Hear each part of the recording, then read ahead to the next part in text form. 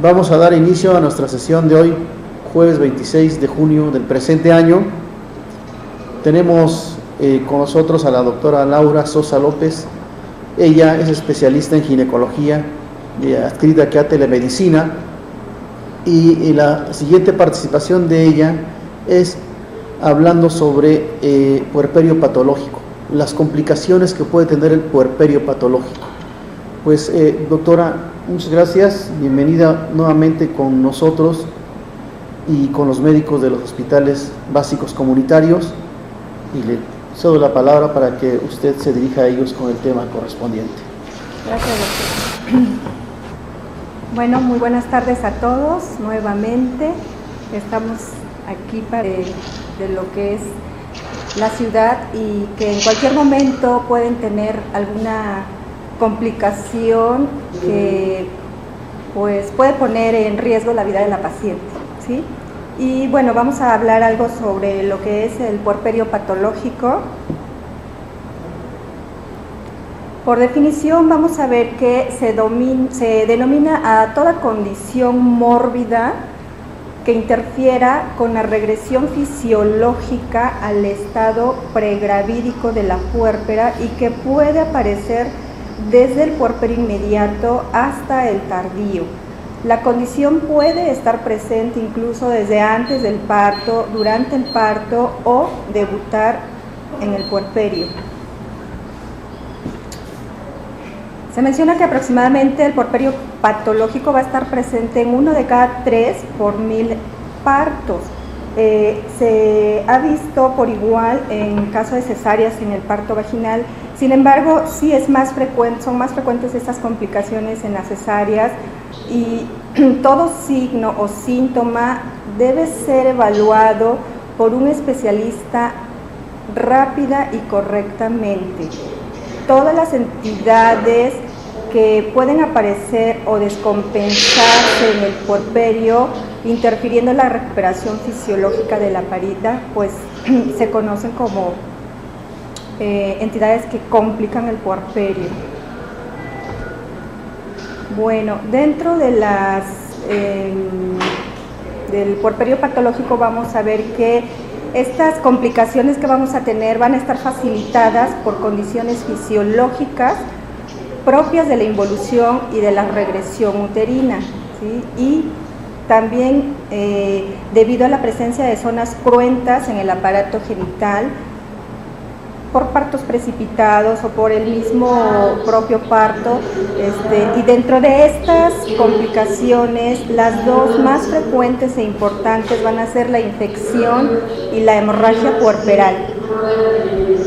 En México aproximadamente 300 a 400 mujeres mueren al año por hemorragia posparto, y esta hemorragia posparto va a representar el 75% de casos de hemorragia obstétrica. Bueno, la hemorragia posparto está por la pérdida de grandes volúmenes de sangre, por lo brusco de su aparición, y si ocurre esta hemorragia en las primeras 4 horas del puerperio, son de una gravedad extrema y que se le debe dar la importancia que amerita, porque en este lapso es cuando nosotros vamos a poder ayudar a la paciente y evitar que se nos descompense, ¿sí? Se menciona que es una paciente presenta hemorragia posparto cuando el sangrado es más de 500 mililitros o más, sea parto o sea cesárea, estamos hablando de una hemorragia posparto. La incidencia de la hemorragia posparto se presenta en aproximadamente del 2 al 4%, sin embargo, en la actualidad se menciona hasta un 6%, y sin embargo, en México, en nuestro país, aproximadamente pues esta incidencia está por encima de este porcentaje, porque tenemos que tomar en cuenta factores como son la subestimación en la cantidad de sangre perdida, con un subregistro de hasta el 50% de los casos. La mayoría de las veces no tenemos registrado exactamente la cantidad de sangre que sangró la paciente, es un aproximado. La falta de un método adecuado para la cuantificación exacta de la pérdida sanguínea y el incremento en el número de cesáreas pues incidencia, ¿sí? Vamos a ver que la hemorragia posparto pues va a ser causada por generalmente por una causa uterina o por una causa extrauterina, ¿sí? Estos factores etiológicos, vamos a ver que dentro de la causa uterina vamos a tener en primer lugar, en aproximadamente el 80%, se van a presentar una atonía uterina, puede ser también por una inversión uterina, retención de restos placentarios, por acretismo placentario, y dentro de las causas extrauterinas podemos tener los desgarros o las laceraciones del tracto genital debido a, como ya mencionamos, partos precipitados, productos macrosómicos. Bueno, la hemorragia posparto la podemos clasificar en hemorragia posparto primaria o precoz. La hemorragia se va a presentar durante las primeras 24 horas posparto. La hemorragia posparto secundaria o tardía se va a presentar entre las 24 horas y hasta dentro de las 6 a 12 semanas posparto. Sí, hay pacientes que llegan después de 2 meses de haber dado a luz al producto, llegan con hemorragia, generalmente mencionan que fue su periodo menstrual o es la primera vez que después del parto se les presenta un sangrado, ¿no? 6 a 12 semanas después del parto podemos encontrar una hemorragia posparto, se conoce como hemorragia secundaria o tardía. Bueno, ¿cómo vamos a hacer nosotros el diagnóstico de una hemorragia posparto? Pues aquí es bien importante que obtengamos la mayor información posible, hacer un interrogatorio a las pacientes sobre los antecedentes del número de gestas, los antecedentes de hemorragia en embarazos anteriores, si está tomando algún medicamento o tomó algún medicamento, el uso de oxitocina durante el trabajo de parto y pues establecer una causa para que nosotros podamos actuar. La exploración física de estas pacientes pues tiene que ir ligada a, en cuanto estás explorando a la paciente, también estás tratando de manejar este problema, ¿sí? O sea, porque no podemos estar explorando a la paciente, estamos explorando a la paciente, pero ya estamos viendo qué cosa vamos a hacer, ¿sí? Porque tenemos que valorar la magnitud de la hemorragia. En muchas ocasiones podemos ver que la magnitud de la hemorragia no coincide con los datos clínicos de la paciente. Podemos tener una paciente con mal estado general, con una inestabilidad hemodinámica, sin embargo, la magnitud de la hemorragia no es tan grande como para que la paciente esté en esas condiciones. Entonces, esto nos tiene que llevar a pensar que la paciente puede estar con una hemorragia interna, ¿sí? Tenemos que hacer una palpación bimanual del útero, establecer bien que realmente la involución uterina es adecuada. Tenemos que ver que no haya coágulos o sangre coágulos o restos dentro del útero. Tenemos que hacer una inspección adecuada y exhaustiva del cérvix y de la vagina, tratando de buscar desgarros del cérvix o desgarros a nivel de vagina o la presencia de hematomas. Y algo bien importante también es que debemos hacer una inspección adecuada de la placenta para que nosotros corroboremos que realmente los cotiledones están completos, que no vaya a haber presencia de cotiledones accesorios, que nos estén dando este sangrado. Bueno, la hemorragia posparto se menciona que podemos nosotros tratar de prevenir un poco pues esta hemorragia y pues dentro de esta prevención tenemos que hacer una preparación antes del parto, ¿sí? Nosotros tenemos que identificar a las pacientes que están en riesgo, pacientes que están en trabajo de parto prolongado, pacientes con productos macrosómicos, pacientes con polidramnios, pacientes con embarazos gemelares. Sabemos que estas pacientes tienen ya un factor de riesgo y que nos puede condicionar una hemorragia posparto, ¿sí? Entonces, tenemos que estar preparados ante estos factores de riesgo. Las pacientes, toda paciente debe tener una determinación de grupo sanguíneo, debemos contar con pruebas de compatibilidad cruzada, las cuales debemos tener también reserva de sangre hasta 24 horas después del parto. La mayoría de las veces existe un gran problema porque a determinadas horas después del parto esas pruebas de sangre pues se dan a otros pacientes, y esta reserva debemos tenerla por lo menos 24 horas después del parto.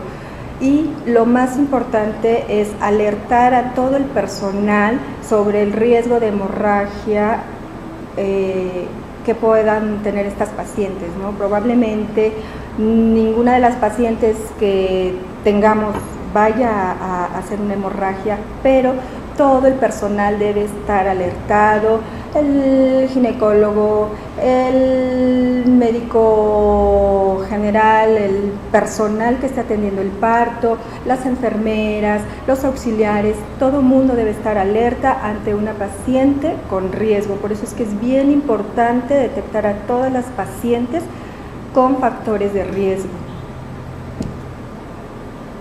Bueno, una vez que nosotros tenemos una paciente que está presentando hemorragia obstétrica, que nosotros pues ya hicimos la extracción de la placenta e inmediatamente se viene un sangrado anormal, debemos pensar que pueda tener presencia de restos placentarios o que pueda tener que esté haciendo ya una atonía uterina esta paciente. Entonces, existen procedimientos terapéuticos que van desde tratamientos conservadores hasta tratamientos quirúrgicos radicales, y nosotros tenemos que empezar por los procedimientos conservadores. Primeramente tenemos que dar un masaje uterino bimanual, hacer una revisión de la cavidad uterina, al mismo tiempo dar un masaje del útero, y si nosotros vemos que con esto no es suficiente, empezamos a dar el tratamiento médico. Podemos iniciar con oxitocina. Estos son los medicamentos que normalmente tenemos que usar. Vamos a usar desde oxitocina, metilergonobina, carbetocina, gluconato de calcio, misoprostol. Realmente son muchos medicamentos, pero en muchas ocasiones, a pesar de poner todos estos medicamentos, pues simplemente no responde el útero y tenemos que hacer tratamientos quirúrgicos, ¿sí? Sin embargo, en el tratamiento quirúrgico ahora se pueden realizar cirugías conservadoras que van desde compresiones uterinas hasta cirugías de ligadura de los vasos pélvicos, ¿no? Entonces, actualmente se trata de conservar la fertilidad de las mujeres y pues no llegar a una cirugía radical, ¿no? Que dejaría a estas pacientes sin la posibilidad de volver a tener otro embarazo. Entonces, bueno, aquí vamos a ver la oxitocina, la vamos a usar desde 10 hasta 40 unidades y tenemos que ir valorando cómo está la involución uterina. Si vemos que no responde a pesar de la administración de oxitocina, podemos pasar a administrar metilergonobina. La ergonovina la vamos a poner en forma intramuscular a dosis de 0.2 miligramos y esperamos 10 minutos. Y a pesar de esto no responde, podemos volver a administrar otra dosis de metilergonobina y continuamos vigilando que el útero esté bien involucionado, que no haya persistencia del sangrado. En muchas ocasiones, si a pesar de todos los medicamentos que estamos poniendo persiste el sangrado, también podemos realizar un negrado uterino para tratar de cohibir este sangrado, ¿sí? Actualmente pues estamos realizando el pinzamiento de arterias uterinas por vía vaginal. Entonces pues esto ayuda para que estas pacientes pues por lo menos dé tiempo para hacer un traslado a un segundo nivel de atención, ¿sí? Bueno, es bien importante que nosotros sepamos manejar pues la hipovolemia de estos pacientes. Debemos, como ya les mencioné, hacer una atención de las pacientes en equipo. Todo el mundo debe estar involucrado. Debemos mantener las vías aéreas permeables, el oxígeno al 100%, a 6 a 8 litros por minuto. Si fuera necesario hacer una intubación endotraqueal de la paciente. Cuando nosotros tenemos pacientes que estamos viendo que tienen factores de riesgo, se menciona que incluso desde que estamos detectando los factores de riesgo, si estamos teniendo una paciente con polidramios, una paciente con embarazo gemelar, que sabemos que nos puede dar ese tipo de problemas, se deben canalizar por lo menos tener 2 venas permeables, y estas pacientes tenemos que iniciar el manejo con administración de soluciones cristaloides, continuar con administración de soluciones coloides, transfusión de sangre, de preferencia sangre fresca o paquete globular. Las pacientes las debemos tener en posición Trendelenburg y mantener un monitoreo constante de los signos vitales y su oximetría. Debemos colocar una sonda de Foley para valoración de la diuresis y colocar un catéter de presión venosa central. Y bien importante, evitar la hipotermia en estas pacientes, ¿sí? Bueno, el cuadro clínico de una paciente que está en choque hipovolémico, pues vamos a tener, valoramos signos clínicos, ¿sí? Y vamos a tener signos tempranos, intermedios y signos irreversibles. El estado mental, en los signos tempranos vamos a ver que la paciente está alerta pero está ansiosa. En los intermedios la paciente ya se encuentra confundida y cuando es un choque hipovolémico pues grado 4, la paciente se encuentra desorientada, ¿sí? El aspecto general en los signos clínicos van a ser un aspecto general normal cuando es un choque hipovolémico temprano, cuando los signos clínicos que vamos a poder encontrar cuando es intermedio, la paciente la vamos a encontrar pálida, fría, y cuando son irreversibles la paciente está cianótica y está fría. La respiración pues va a ser los signos tempranos con una taquipnea leve, los signos intermedios una taquipnea, y en los signos irreversibles pues la paciente ya va a estar con disnea. La diuresis la vamos a tener que estar vigilando. En los signos tempranos van a tener estas pacientes una diuresis de 30 a 60 mililitros por hora, en los intermedios menos de 30 mililitros por hora, y en los signos irreversibles pues la paciente va a estar en anuria. Bueno, otra de las complicaciones que nosotros podemos tener en el puerperio es la infección puerperal.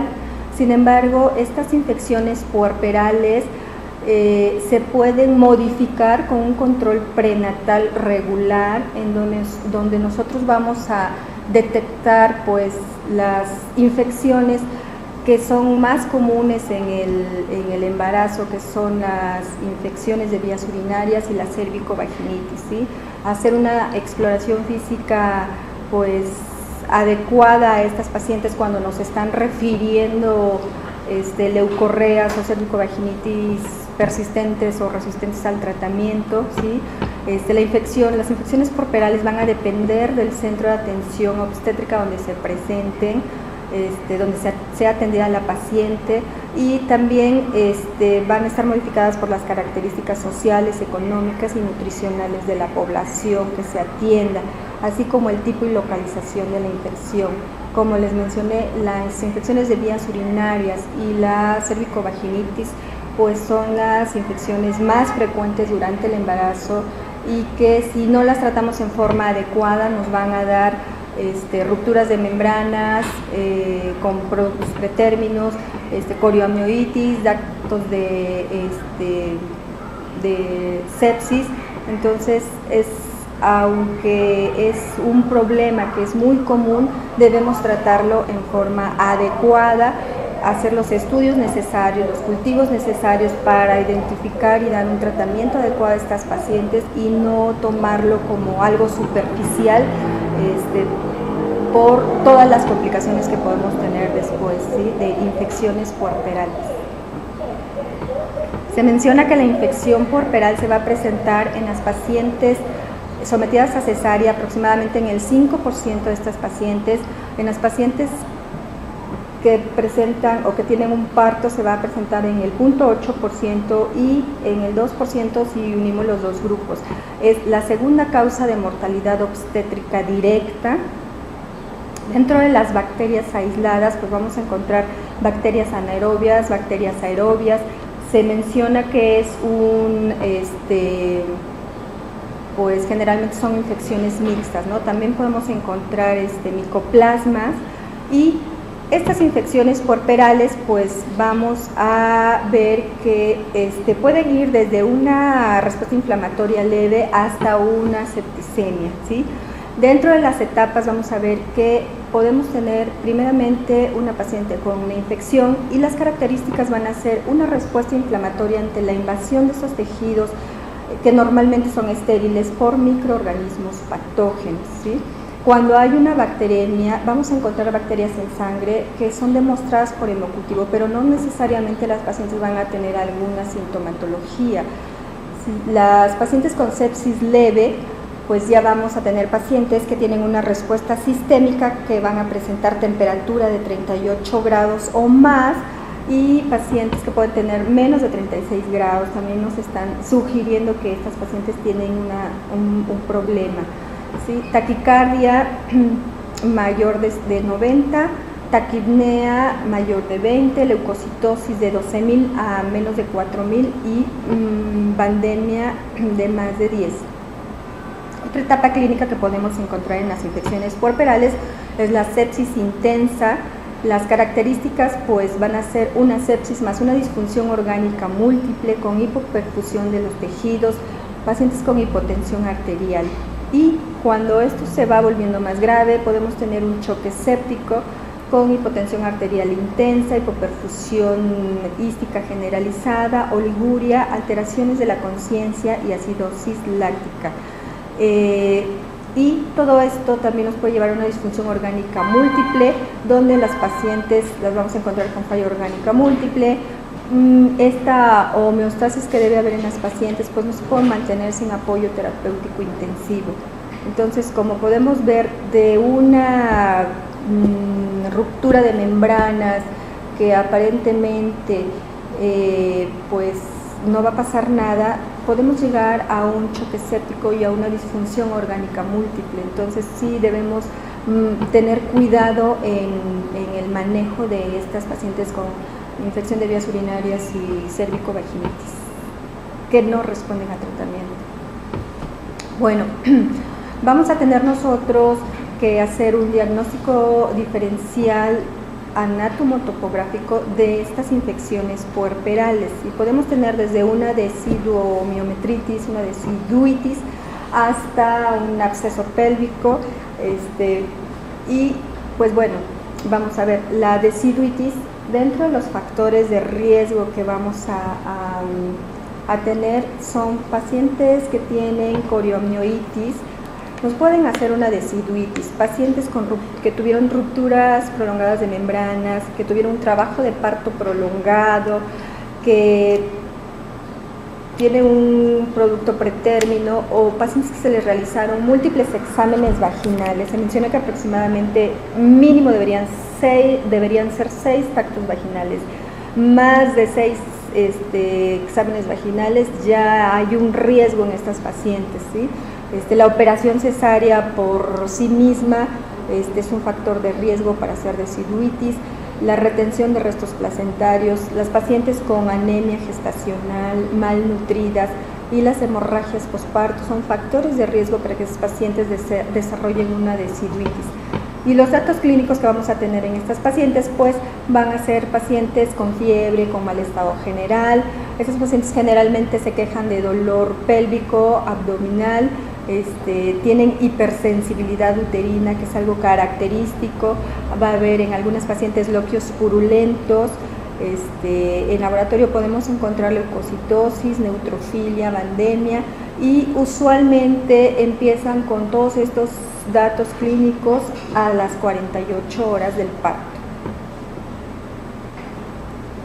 Bueno, podemos tener también pacientes con absceso pélvico, y estas pacientes, los factores de riesgo que van a tener pues son pacientes que tuvieron infecciones pélvicas, que no fueron tratadas en forma adecuada, o hubo retraso en el uso de antibióticos específicos para anaerobios.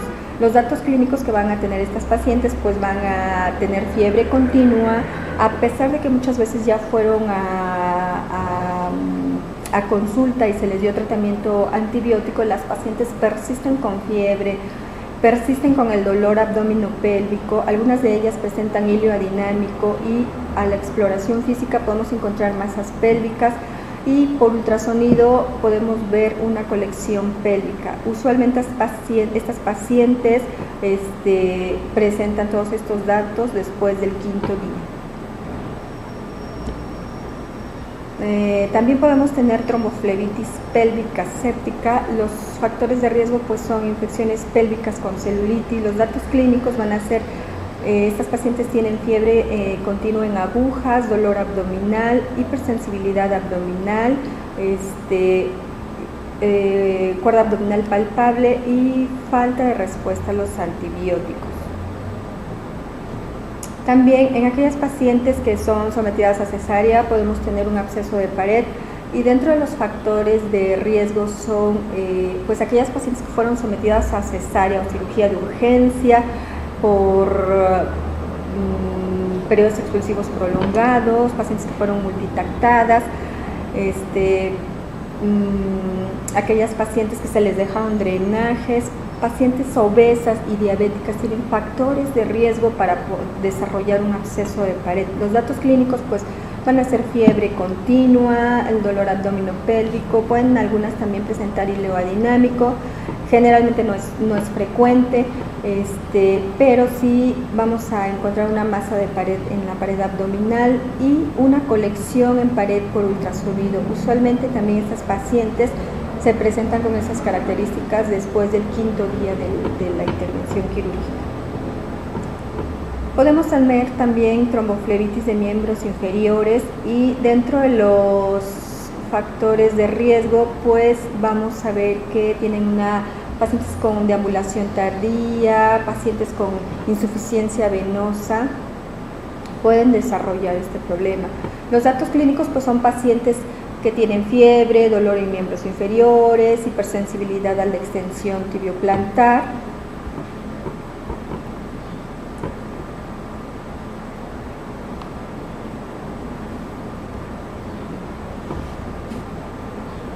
Bueno, vamos a tener también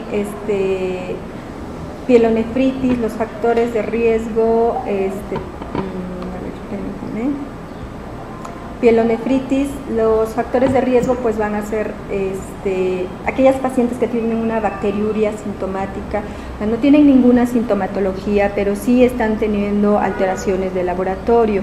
¿Sí? Pacientes que fueron sometidas a cateterismo vesical, pacientes que tuvieron lesión vesical, y aquellas pacientes también con anemia gestacional. Los datos clínicos pues son pacientes que llegan con fiebre, con mal estado general, con hipersensibilidad del área renal, leucocituria y piuria. Otro problema que tenemos que nos puede complicar el puerperio pues es la mastitis. Los factores de riesgo pues son aquellas pacientes, se presenta sobre todo en aquellas pacientes primigestas que les cuesta trabajo dar la lactancia y presentan lesiones dérmicas en el pezón y la areola. Los datos clínicos que vamos a tener pues son fiebre en la 3ª y en la 4ª semana, malestar general, mastalgia, hipersensibilidad mamaria y eritema e induración regional. Bueno, para terminar esta plática quiero decirles que concluimos diciendo que la hemorragia posparto primaria es la principal causa de mortalidad materna, que la valoración de factores de riesgo antenatales, aunque se hace mucho hincapié en esto, predice únicamente el 40% de los casos de hemorragia posparto. Por tanto, un 60% de las hemorragias posparto se producen en aquellas mujeres que no tienen ningún factor de riesgo. La infección puerperal sigue ocupando un lugar preponderante dentro de las complicaciones obstétricas y aún es causa importante de muerte materna. Que las consecuencias a largo plazo de las infecciones puerperales pues van a ser esterilidad por factor tubo peritoneal, inflamación pélvica crónica por adherencias y procesos inflamatorios crónicos a nivel tubario. Muchas gracias, doctora. Pues ahí tienen ustedes el consejo que nos da la doctora Laura, ginecóloga, para que lo tomemos en cuenta, sobre todo los que están en los hospitales básicos comunitarios. Pues le agradecemos, doctora, el haber estado con nosotros en su participación. Ya nos veremos en la siguiente. Y también agradecemos a los hospitales básicos comunitarios, a los médicos que estuvieron presentes con nosotros en la sesión de hoy. Que estén bien, que tengan buenas tardes. Nos vemos el viernes. Hasta luego. Gracias, doctora. Gracias, doctor.